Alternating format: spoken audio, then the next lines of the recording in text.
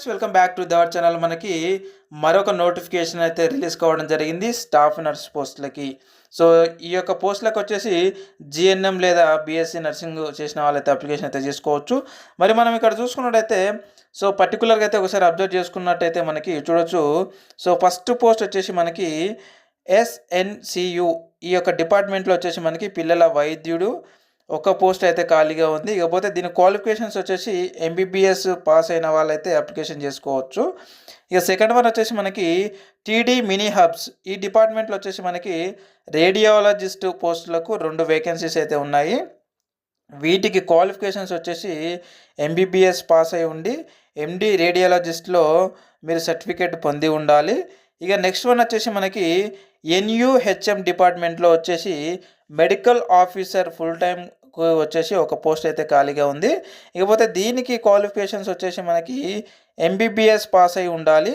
And next one వచ్చేసి మనకి NTEP ఈ డిపార్ట్మెంట్లో వచ్చేసి మనకి డిస్ట్రిక్ట్ ప్రోగ్రామ్ కోఆర్డినేటర్ పోస్టు ఒకటైతే ఉంది మనకు ఖాళీ. ఇకపోతే దీనికి మీరు ఎంబీఏ లేదా పీజీలో డిప్లొమా చేసిన వాళ్ళు ఈ యొక్క అప్లికేషన్కి మీరు అర్హులు. ఇకపోతే మనకు నెక్స్ట్ వన్ ఇక్కడ చూసుకున్నట్టయితే సో మనకి 5వది చూసుకున్నట్టయితే ఇక్కడ మనకి మీరు చూడొచ్చు డిపిఎంయు అనేటటువంటి డిపార్ట్మెంట్లో జిల్లా డేటా మేనేజర్. సో ఈ యొక్క ఉద్యోగానికి మీరు అప్లికేషన్ చేసుకోవడానికి మనకు ఇన్ఫర్మేషన్ టెక్నాలజీ బీటెక్ చేసిన వాళ్ళు ఈ యొక్క పోస్టుకి మీరు అప్లికేషన్ అయితే చేసుకోవచ్చు. ఇకపోతే 6వది వచ్చేసి మనకి ఎంహెచ్ఎన్ లేదా ఎన్సిడి అనేటటువంటి డిపార్ట్మెంట్లో మనకు 24/7 ఒకటి అండ్ అలాగే ఎన్సిడి డిపార్ట్మెంట్లో ఈ యొక్క నర్సు పోస్టులకి ఇక్కడ 5 24/7లో 5 ఎన్సిడి డిపార్ట్మెంట్లో 5 పోస్టులకి మనకి మీరు అప్లికేషన్ అయితే చేసుకోవచ్చు. అది కూడా ఎవరు అని అంటే జిఎన్ఎం లేదా బిఎన్ఎం పాస్ అయినటువంటి వాళ్ళు అప్లికేషన్ అయితే చేసుకోవచ్చు. అండ్ నెక్స్ట్ వన్ మనం ఇక్కడ చూసుకున్నట్టయితే ఎన్పిహెచ్సిఈ ఈ యొక్క డిపార్ట్మెంట్లో ఫిజియోథెరపిస్ట్ పోస్ట్ ఒకటి ఉంది. సో మనకి దీనికి బీపీటీ లేదా ఎంపీటీ చేసిన వాళ్ళు అంటే రాష్ట్ర పారామెడికల్ బోర్డుతో నమోదు చేయించబడి అంటే బీపీటీ లేదా ఎంపీటీ చేసిన వాళ్ళైతే అప్లికేషన్ చేసుకోవచ్చు. ఇక 8వది చూసుకున్నట్లయితే మనకి ఎన్టీఈపీ అనే డిపార్ట్మెంట్లో ల్యాబ్ టెక్నీషియన్ వచ్చేసి ఒక పోస్ట్ ఉంది. సో దీనికి మీరు డిఎంఎల్టీ లేదా బీఎస్సీ ఎల్టీ చేసిన వాళ్ళైతే ఈ యొక్క ఉద్యోగానికి మీరైతే అప్లికేషన్ అయితే చేసుకోవచ్చు. ఇక నెక్స్ట్ వన్ మనకి ఇక్కడ చూసుకున్నట్టయితే 9వది మనం ఇక్కడ చూసినట్టయితే ఎన్టీఈపీ ఈ డిపార్ట్మెంట్లో వచ్చేసి మనకి క్షయవాది ఆరోగ్య సందర్శకుడు టీబీహెచ్వి అనేటటువంటి ఉద్యోగాలు 2 ఉన్నాయి మనకి. ఇకపోతే దీనికి అప్లికేషన్ చేసుకోవడానికి అర్హత వచ్చేసి సైన్స్లో గ్రాడ్యుయేషన్ అంటే మీరు డిగ్రీలో సైన్స్ గ్రూప్ తీసుకున్న వాళ్ళైనా సరే లేదంటే ఇంటర్మీడియట్లో మీరు సైన్స్లో అంటే సైన్స్ గ్రూప్ తీసుకున్న వాళ్ళు అప్లికేషన్ అయితే చేసుకోవచ్చు. ఇక లేకపోతే ఇక్కడ MPW and LHW ANM health worker సర్టిఫికేట్గా పనిచేసినట్లు అనుభవం ఉన్న వాళ్ళకి మొదటి ప్రాధాన్యత అయితే ఇవ్వడం జరుగుతూ ఉంటుందని అయితే ఇక్కడ మనకు తెలియజేయడం అయితే జరిగింది. ఇక నెక్స్ట్ వన్ వచ్చేసి మనకి ఇక్కడ చూసుకున్నట్టయితే 10వది వచ్చేసి మనకి సిహెచ్&ఐ డిపార్ట్మెంట్లో డిపిఎంయు అనేటటువంటి డిపార్ట్మెంట్లో రిఫ్రిజిరేటర్ మెకానిక్ వచ్చేసి ఒక పోస్ట్ అయితే ఉంది ఖాళీగా.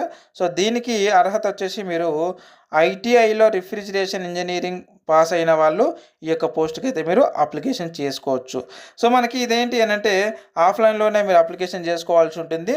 మరి ఈ అప్లికేషన్ ఫాము ఏ విధంగా ఫిలప్ చేయాలి, అప్లికేషన్ ఫామ్ ఎక్కడి నుంచి మీరు డౌన్లోడ్ చేసుకోవాలి అనేది అయితే నేను ఇప్పుడు తెలియజేస్తా. సో అప్లికేషన్ ఫామ్ని నేను మన ఈ వీడియో కింద డిస్క్రిప్షన్లో సో టెలిగ్రామ్ గ్రూప్ లింక్ పెట్టాను. ఆ లింక్ పైన అయితే మీరు క్లిక్ చేసి ఆ గ్రూప్లో జాయిన్ అయిపోయి అక్కడ ఆ గ్రూప్లో అయితే నేను అప్లికేషన్ ఫామ్ పెట్టాను. మీరు అక్కడ నుంచి అయితే మీరు డౌన్లోడ్ చేసుకొని మీరు డైరెక్ట్ అయితే అప్లికేషన్ చేసుకోండి. ఒకసారి నేను ఆ యొక్క అప్లికేషన్ ఫామ్ని మీకు చూపిస్తాను ఏ విధంగా మీరు ఫిలప్ చేయాలి, ఏ సర్టిఫికేట్లు మీరు ఆ యొక్క అప్లికేషన్ ఫామ్ వెనకాల పెట్టాలనేది నేను ఇప్పుడు తెలియజేస్తా. వీడియోని స్కిప్ చేయకుండా అయితే చూడండి. Okay, right. సో చూడండి, ఇది వచ్చేసి మనకి అప్లికేషన్ ఫామ్ ఇది. సో ఇక్కడ చూసుకున్నట్టయితే మనకి మీ యొక్క పాస్పోర్ట్ సైజ్ ఫోటో ఇక్కడ పెట్టాలి. అండ్ అలాగే నెక్స్ట్ వన్ వచ్చేసి మనకి ఇక్కడ చూసుకున్నట్టయితే మీ యొక్క నేమ్ అంటే అప్లికెంట్ నేము అండ్ అలాగే father name, date of birth, మీ యొక్క జెండర్ మేల్ ఆర్ ఫీమేల్ ఇక టిక్ చేయండి. ఇకపోతే మీ యొక్క మ్యారిటల్ స్టాటస్, సోషల్ స్టాటస్, అంటే మీరు ఏ క్యాస్ట్‌కి సంబంధించిన వాళ్ళు అనేది అయితే మీరు ఇక్కడ మెన్షన్ చేయాల్సి ఉంటుంది. అండ్ నెక్స్ట్ వన్ వచ్చేసి ఎక్స్ సర్వీస్‌మెన్ కోటా కింద మీరు అప్లికేషన్ చేసుకున్నట్టయితే ఇక్కడ రైట్ అని పెట్టండి. లేదంటే డాష్ అంటే ఈ విధంగా అయితే పెట్టినా పెట్టకపోయినా పర్లేదు. నెక్స్ట్ వన్ వచ్చేసి మీరు ఇక్కడ ఫిజికల్ హ్యాండిక్యాప్స్ అయితే ఒకవేళ ఇక్కడైతే టిక్ చేసేయండి. అండ్ నెక్స్ట్ వన్ వచ్చేసి ఇక్కడ చూసుకున్నట్టయితే మనకి ఎడ్యుకేషనల్ క్వాలిఫికేషన్స్ మీరు బీఎస్సీ నర్సింగా లేకపోతే ఎంబీబీఎస్సా లేదంటే జీఎన్ఎమ్మా ఏదైనా అయితే మీరు ఇక్కడైతే రాయండి. లేకపోతే టెక్నికల్ క్వాలిఫికేషన్స్ మీకు ఏమున్నాయి అంటే అడిషనల్గా ఏమైనా కంప్యూటర్కు సంబంధించినటువంటి మీకు ప్రోగ్రామ్స్ ఏమైనా వచ్చా అంటే లైక్ పీజీడీసీఏ కానీ ఈ విధంగా ఏమైనా నేర్చుకున్నట్లు ఉంటే మీరు ఇక్కడైతే రాయొచ్చు. అండ్ ఇక్కడ చూసుకున్నట్లయితే మీరు total marks secured in the qualify exam అంటే మీకు వచ్చినటువంటి ఎగ్జామ్లో అంటే మీ బీఎస్సీ నర్సింగ్ లేదా జీఎన్ఎంలో లేదా ఎంబీబీఎస్లో వచ్చినటువంటి మార్క్స్ అయితే మీరు ఇక్కడ వేయాల్సి ఉంటుంది. మొత్తం మీకు వచ్చిన మార్క్స్ ఇక్కడ మొత్తం మార్క్స్ అయితే వేయాల్సి ఉంటుంది. ఇకపోతే మీ యొక్క స్టడీ సర్టిఫికేట్స్ ఫస్ట్ క్లాస్ నుంచి 7th క్లాస్ వరకు బోనఫైడ్ సర్టిఫికేట్స్ అయితే ఖచ్చితంగా పెట్టాలి. అండ్ నెక్స్ట్ వన్ వచ్చేసి మీ యొక్క అడ్రస్ ఆఫ్ కమ్యూనికేషన్ అంటే మీ యొక్క ప్రజెంట్ అడ్రస్ అయితే మీరు ఇక్కడ రాయాల్సి ఉంటుంది. ఇకపోతే మీ email ID and mobile number and next one వచ్చేసి ఇక్కడ మీ యొక్క ప్లేస్ అనమాట. సో ప్లేసు డేటు అండ్ అలాగే మీ యొక్క సిగ్నేచర్ అయితే ఇక్కడ చేయాలి. ఇక మనకి నెక్స్ట్ వన్ వచ్చేసి ఏంటి అని అంటే సో ఈ యొక్క అప్లికేషన్ ఫామ్ వెనకాల మీరు ఏమేమి పెట్టాలి అని అంటే కాస్త జాగ్రత్తగా అయితే వినండి. మీ యొక్క ఎస్ఎస్సి మేమో అండ్ అలాగే మీ యొక్క ఇంటర్ మేమో అండ్ అలాగే మీ యొక్క క్వాలిఫికేషన్ సర్టిఫికేట్స్ జీఎన్ఎం అయితే జీఎన్ఎం అండ్ అలాగే బీఎస్సీ నర్సింగ్ అయితే బీఎస్సీ నర్సింగ్ లేదా మీరు ఇంతకుముందు మనం చెప్పుకున్నట్టుగా ఎంబీబీఎస్కి సంబంధించిన సర్టిఫికేట్స్ కానీ మీ క్వాలిఫికేషన్ సర్టిఫికేట్స్ పెట్టాలి. అండ్ దాంతోపాటుగా మీ యొక్క ఫస్ట్ క్లాస్ నుంచి 7th క్లాస్ వరకు అయితే బోనఫైడ్స్ని అయితే మీరు ఖచ్చితంగా పెట్టాలి.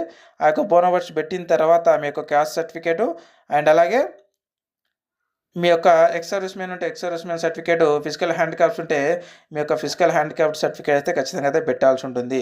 సో ఇది వచ్చేసి మనకు లేటెస్ట్ సర్టిఫికేట్స్ అయితే మీరు పెట్టాల్సి ఉంటుంది. పెట్టిన తర్వాత మీరు డీడీ అయితే తీయాల్సి ఉంటుంది. నేను ఇప్పుడు తెలియజేస్తా డీడీ ఏం కట్టాలి, ఎంత కట్టాలి, ఎక్కడ అప్లై చేయాలనేది. సో ఇక్కడ చూసుకున్నట్టయితే మనకి ₹200 మీరు మేడ్చల్ మల్కాజ్గిరి జిల్లా వైద్య అండ్ ఆరోగ్య అధికారి అనుకూలంగా అంటే డీడీని అయితే మీరు డిఎం అండ్ హెచ్ఓ అనేటటువంటి పేరు మీద మల్కాజ్గిరి పేరు మీద మీరు మేడ్చల్ మల్కాజ్గిరి పేరు మీద మీరైతే డీడీ అయితే పే చేయాల్సి ఉంటుంది. అంటే అమౌంట్ అయితే కట్టాల్సి ఉంటుంది బ్యాంకులో. ఆ యొక్క డీడీ ఫామ్ను కూడా మీ యొక్క అప్లికేషన్ ఫామ్ వెనకాల మీరు పెట్టాలి. సో ఇది వచ్చేసి మనకి లాస్ట్ డేట్ వచ్చేసి ఇక్కడ చూసుకున్నట్టయితే మనకి 28 ఫిబ్రవరి నుంచి 5 మార్చ్ వరకు అయితే తీసుకోవడం అయితే జరుగుతూ ఉంది.